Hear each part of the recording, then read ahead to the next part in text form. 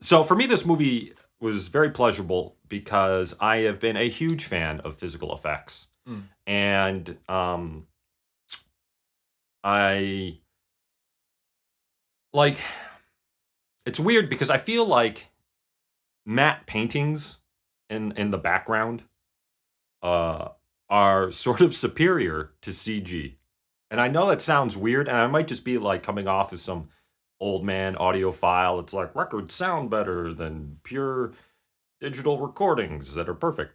But CG, it really seems to just shine in supplementary roles where it's just reducing the signs of obvious this thing is not alive or it's not really there, um, versus the whole uh, special effect from top to bottom being Mm. done with CG.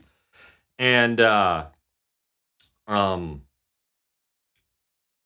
the thing from 1981, I think, John Carpenter's The Thing.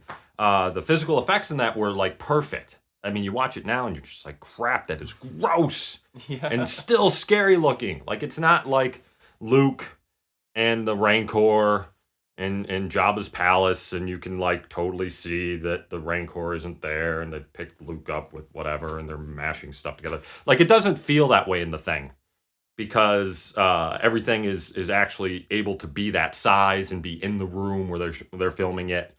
They don't have to like try to make a T Rex and get only part of it in the scene. Um, and Harbinger Down got to do that as well. Mm. They by keeping everything tight and small, they weren't trying to do these really difficult shots for practical effects. Things that CG is really taken over for because we've gotten so used to these grand special effects that are entire city blocks Mm. or whatever. By having it just be like two dudes in a room with a thing, uh, that really helps, and it really makes the special effect feel like it's there because it is, and like it's not to scale, but to that it's appropriately matched to everything else in the room. Which a lot of physical effects, when you don't try to keep things tight, don't feel that way. They don't feel like they belong. They feel like, oh, that's really just a model car or whatever, and you're using distance to trick me, sort of a thing.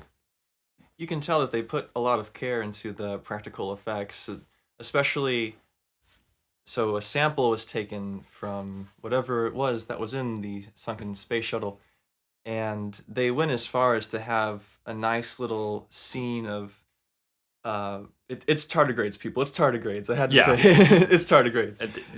that's the theme of the Yeah. last like 2 years now. It's What? tardigrades. It's tardigrades. I gotta make sure that this thing didn't shut off. But Yeah. they put a lot of care into it. Even looking at the little specimen through the microscope, you could see.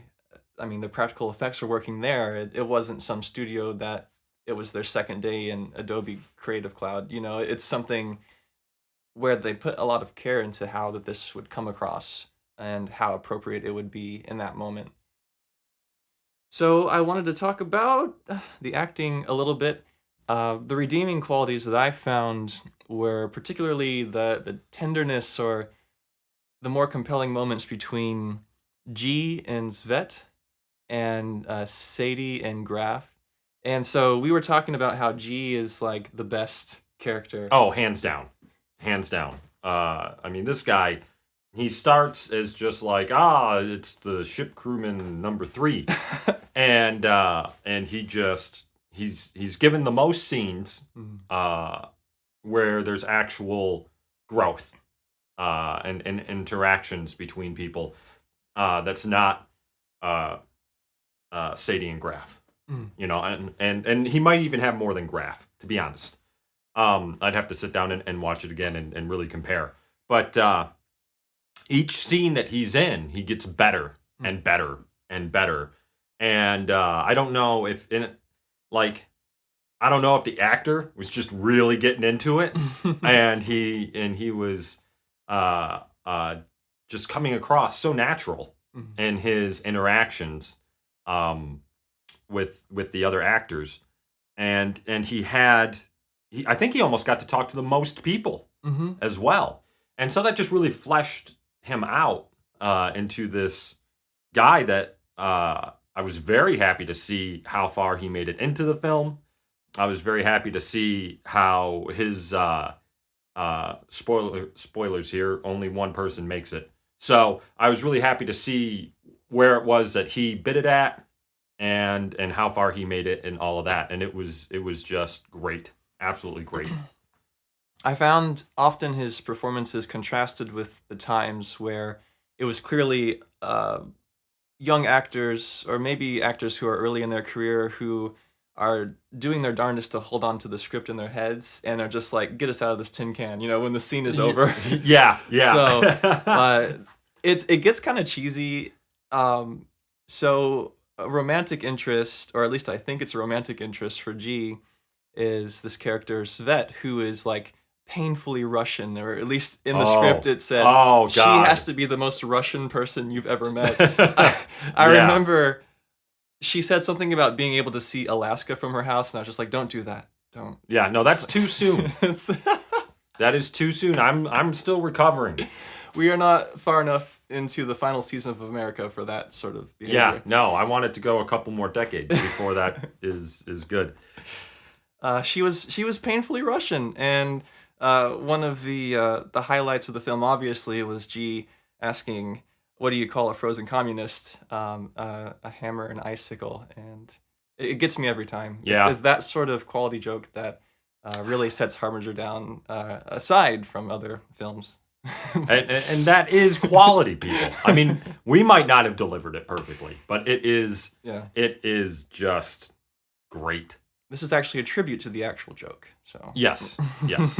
Well, all of this is, we enjoyed the film so much, yeah, that we decided people need to hear about it. We need to right. talk about it. Yeah. And then so then there's Sadie and Graf, Hmm. and Graf is played by Lance Hendrickson. Henriksen? Henriksen? I think it's Henriksen. Henriksen. I don't know. I'm not his mother, but He if just I started. right, if I was, it would be Hendrickson. If I was his mother, That's right. I would it would be fix that shit Hendrickson. right Yeah. now. And so for me, he's a delight because I've loved him since I first saw him as a cop in Terminator, and then as the android in Aliens. I'm never gonna forget his knife trick. Uh, and anyway, so it was honestly very nice to see him working, as John said, with what seemed like actors that were in the very beginning of their careers. Mm. And I would have been personally very excited to be given that opportunity as an actor to work with someone that I'd grown up seeing Mm. and a bunch of just incredible films. And I think that the success of him being the grandfather to Sadie kind of flows a little bit maybe from him. I feel like from his performance that he probably had everybody a little bit under his wing while on set. And I feel like that kind of personality or behavior flowed into his portrayal of Graf. I mean, I could be completely wrong. He might have been the biggest jerk ever. I don't know. But he played a grandfather so well that I was very comfortable seeing it or imagining it extending offset. I remember you mentioning with Lance Henriksen that you wish you could see him in a film where it's just like Lance Henriksen Beach Party, because of all the ones where you had seen him in just this cold, Right? desolate. He's always in some terrible situation. Yeah. And I just want him to have a good time. Like, I want it to be like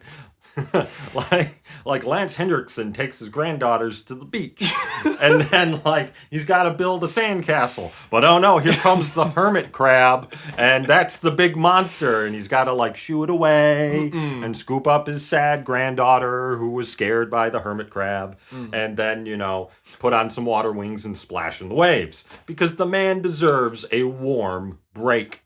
Yeah, that film would obviously co-star David Hasselhoff Uh, Oh. yeah, Oh, it writes itself. yeah. Competing grandfathers on opposite sides of the beach.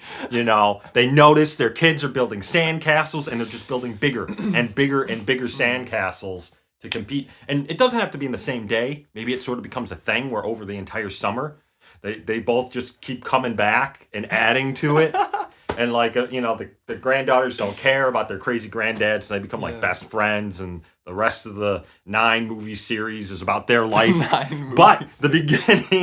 the beginning is Lance and David's grandfather characters competing to build the most grandiose sandcastles that just eventually consume the beach. It's like, he's the fun-loving lifeguard. He's the grandpa from the wrong side of the sand. David Hasselhoff and Lance Henriksen in Is This Your Crab? Oh, that's good. That's good. I like it. Yeah, and in the background you can just have babes in bikinis running around because that's totally 2018 appropriate. I'm guessing that the Harbinger down volleyball scene was a deleted scene. Oh, So yeah. on the Blu-ray. It'll be on the deck. It'll be just them trying not to fall over and die. G will be in his Speedo. And Obviously. yeah, I mean he'll look like Zangief. It'll be great. If we didn't mention it before, G is like huge. Yeah, he is not a small man. So Well, we don't know for sure. We haven't seen him in a Speedo. But the guess is that he's huge. that's one way of putting it too. Yeah. I appreciate that image. Yeah, so the Zvet was Zvet herself was actually fairly disappointing to me. Oh. I like the painfully Russian thing can only really go so far. And it just went that little bit further than I could take it. I feel like they needed to just cut about 10% of her in the film. Like they could have just brought her situation to a head a little bit earlier, and then maybe someone else could have made it a little bit further than her. But that's just nitpicks. I mean, like, that's not going to change the film to blockbuster. And like that, that was the problem. That right there, that's what stopped us from making Star Wars money for this movie. Was Zvet was too Russian for 10% of the film. We needed, if we had just put Obi-Wan there, we would have been good. No, but even like, so she's probably the 4th character that gets real progression, real screen time. She is, besides the actual monster, she is like the primary antagonist, or I guess in the film she's the secondary antagonist. Right. So she's kind of up there in the hierarchy of camera time. And stuff. Yeah. So she gets I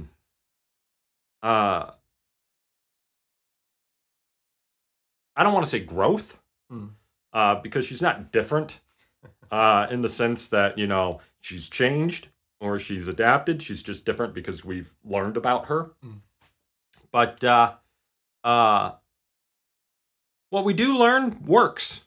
I mean, she overacts it, but the idea behind it is fairly decent. It's not crazy out there. It's not beyond the realm of expectations or reality, especially considering with the fact that we're dealing with a film that's beyond the expectations of reality. By nature. Yeah. So she is a very normal person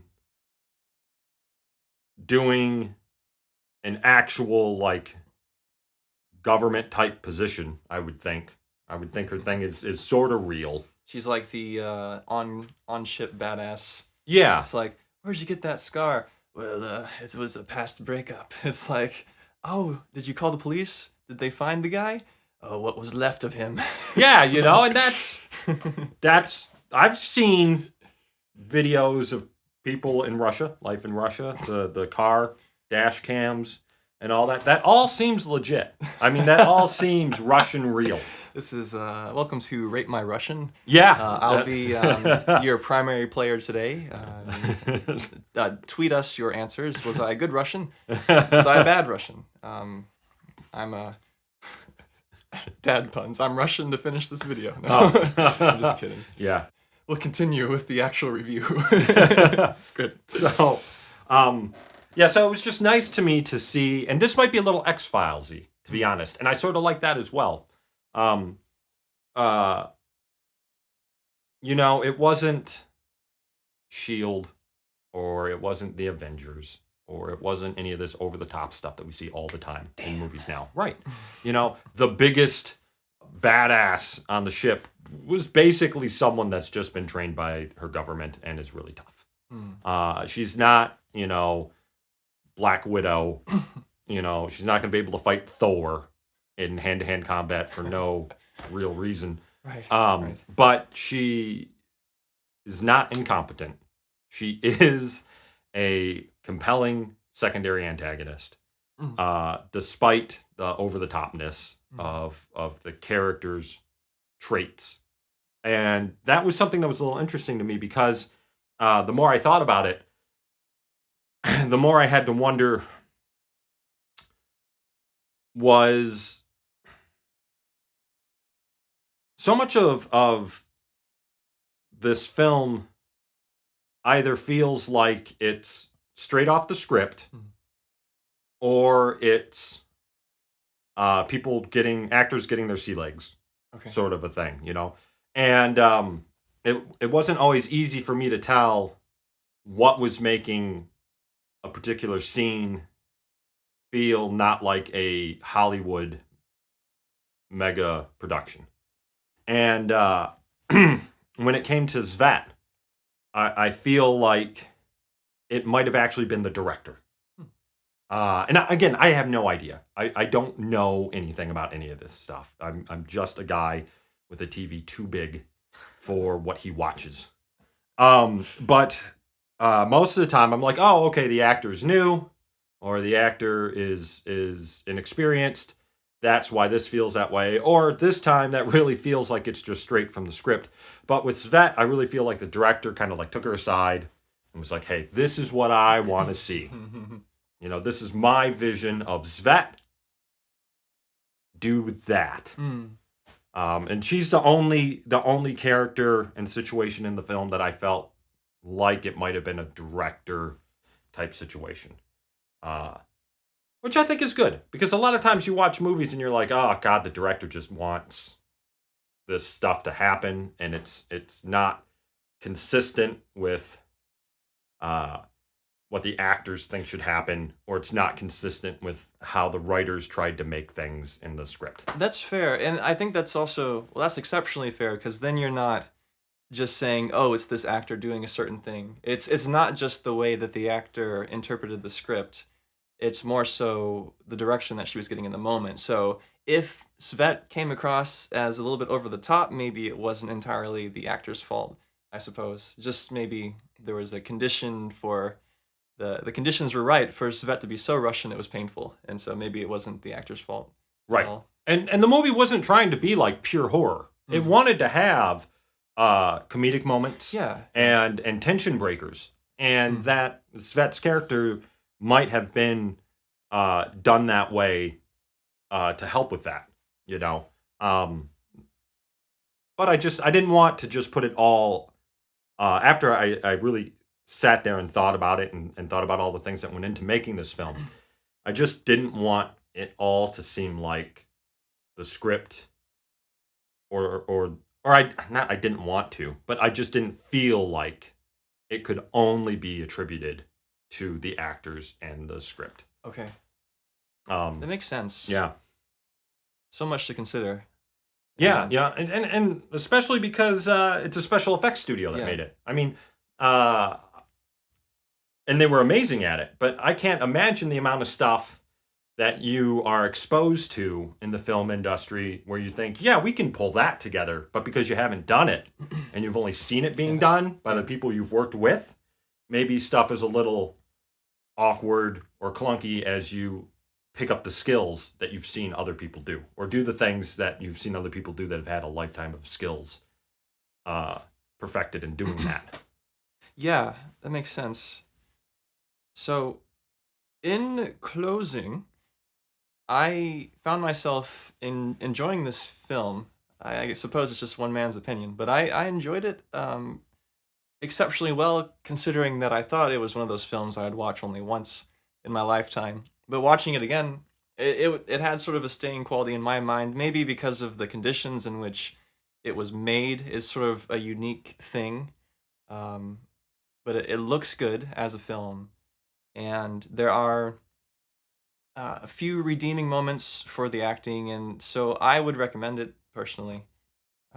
And that's all I've got. You have anything else to say in closing, Adam? Oh, well, I always do. This is the Good. first time I've done this, and I always do. Great. So I agree. I've only seen the movie once, but even just thinking about it further, I can tell that this is one of those movies that would be enjoyable to look at a little bit further down the line again, and look deeper into the efforts of the people involved, because it was clearly a project that they were all happy and excited to do. And then for Amalgamated Dynamics, That's right. yes, excellent. For them, I would just like to say, tone back on the mauve. It was a little too mauve, Oh. a little too pink. The special effects were great. Just tone that down a little. Give me something. I understand that it was biological, and you want to go with fleshy colors for that, but you can interject some other stuff in there. We'll send you some color samples. And, That's right. That's right. uh, I work in paint, so I am very familiar with at least 3 colors: red, blue, and yellow. Like, at least 3 Uh, colors. Red. Let me think about it. I know there's others. That's good. All right. Thank you. This is our outro that we don't have, so Yeah. enjoy it. Yeah. Thanks. Thank you. Yeah. Thanks, and thank you for making the thing that we got to enjoy, Yeah. taking apart and dissecting and enjoying it even further from doing that. I like Yeah. So do I. Cool. Yeah. Well, Bye. thank you, sir. Thank you. And I hope we can do this again. I think so. It's like, no. Right. I'm out of here.